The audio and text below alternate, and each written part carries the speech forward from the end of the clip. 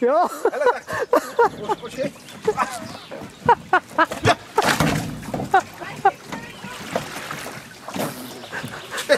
Už to točíš?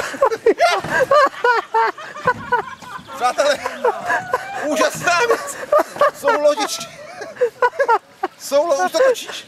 Jsou tady lodičky, dvě takovýhle rybářský, kdyby chtěl někdo rybařit. A tamhle jsou dvě kánoje, a dvě kánoje, jedna teče, to je tak na 10 minut, a gumák, takže všechno bude k dispozici. Já tam založím. Ale jak já teď vylezu, ale... No.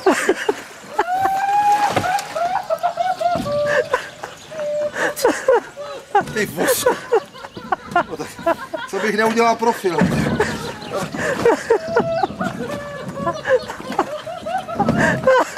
Dobrý!